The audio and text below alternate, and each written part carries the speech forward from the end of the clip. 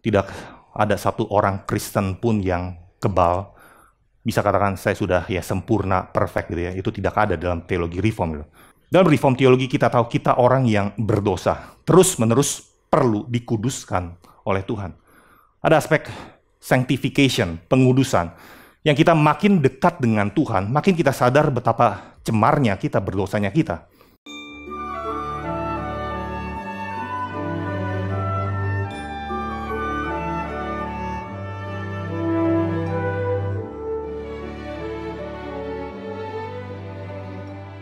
Nah, orang Kristen, Bapak Ibu sekalian, kita memiliki satu iman yang fondasi kita begitu penting, begitu jelas di dalam kebangkitan Tuhan Yesus Kristus. Ini menjadi penyebab kita bisa memberikan comfort satu kepada yang lain. Kata comfort itu pakai istilah dalam bahasa Ibrani-nya, NHM, Naham gitu ya.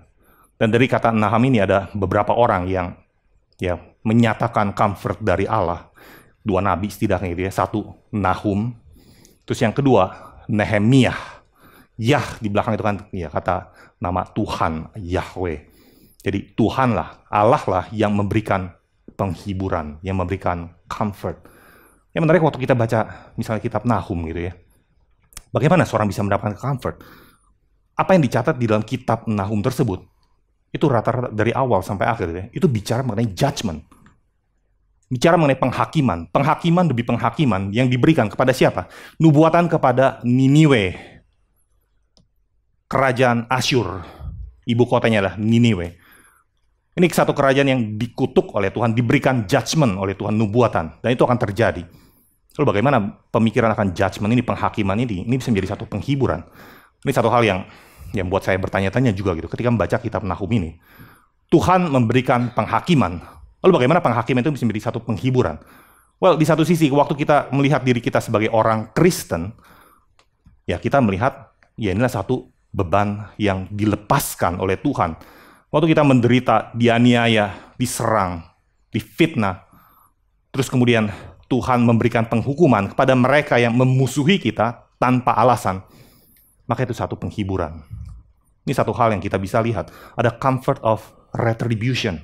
Good news, satu kabar baik bagi umat Allah yang sebelumnya ditindas dan dianiaya.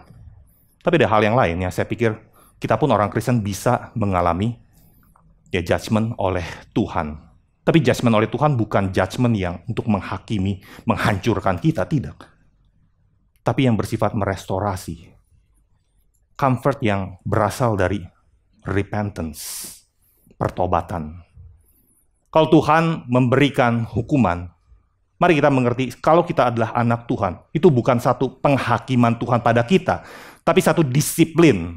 Sebagai ayah yang baik, yang tidak mau kita mencong, tumbuh, bukan lurus, tegak, tapi malah berbelok, berkelok-kelok.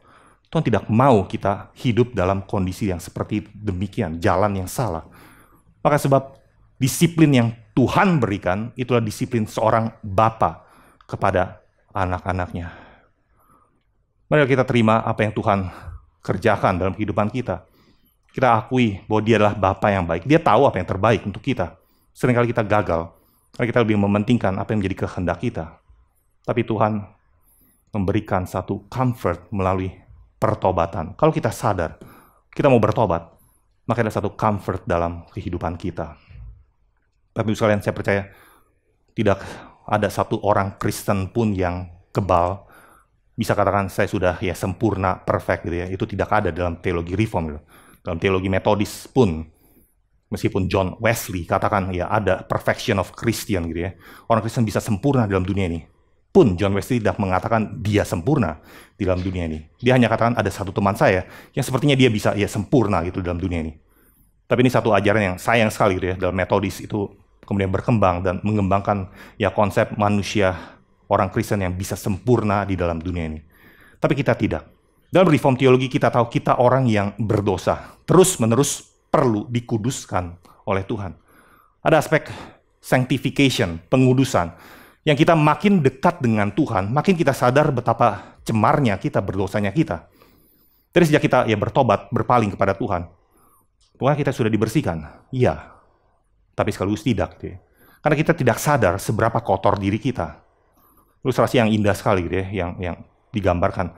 Makin dekat kita dengan sumber cahaya tersebut, baru makin kita tahu berapa kotornya kita. Baru makin jelas ya betapa banyak kekotoran yang ada melekat pada diri kita dan kita perlu terus-menerus dibersihkan. Maka setiap orang Kristen perlu untuk dibersihkan, dikuduskan dalam kehidupan kita dan termasuk juga hamba Tuhan.